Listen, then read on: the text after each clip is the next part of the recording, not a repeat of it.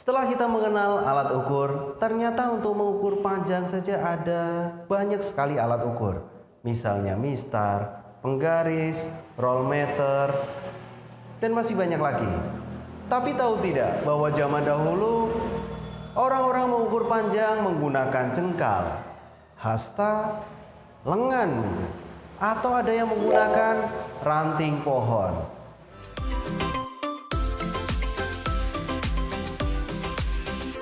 Jangan lupa subscribe channel Mr. Klik agar rekan-rekan mendapatkan update video pembelajaran, tutorial, dan sekilas tentang perkembangan dunia pendidikan.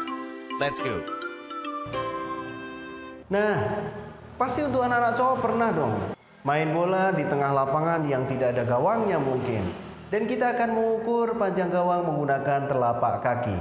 1, 2, 3, 4, bahkan sampai 10. Terus bilang, "Hei 10."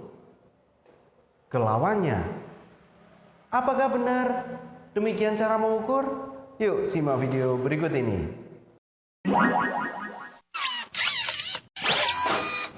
Pengukuran dapat dilakukan menggunakan alat ukur. Bahkan sekarang alat ukur semakin canggih.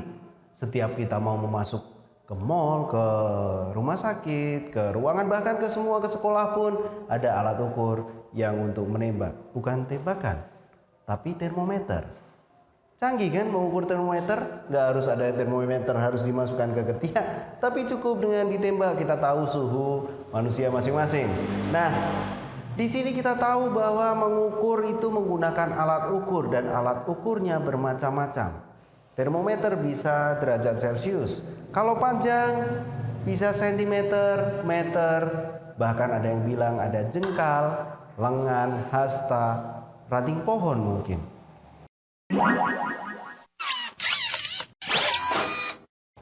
Dari sini ada perbedaan antara satuan. Ketika satuan itu menghasilkan hasil yang sama, ini dinamakan satuan baku. Kalau satuan menghasilkan hasil yang berbeda setiap orang, itu satuan tidak baku. Satuan baku, satuan tidak baku. Satuan baku contohnya adalah meter, sentimeter, dan yang penting adalah hasilnya sama. Di sini kita tahu bahwa dua jenis satuan, ada satuan baku dan satuan tidak baku. Agar semua bisa digunakan secara umum, para ilmuwan menyatakan dan menyepakati bahwa ada satuan baku yang sering dinamakan dengan satuan internasional. Dan satuan internasional ini harus memenuhi 3 syarat. Yang pertama adalah bersifat internasional. Bahkan kalau mau dipakai dimanapun, di Indonesia, Australia, Amerika, Malaysia, hasilnya sama, itu bersifat internasional.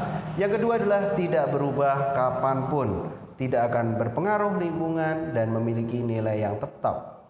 Dan yang terakhir adalah mudah ditiru.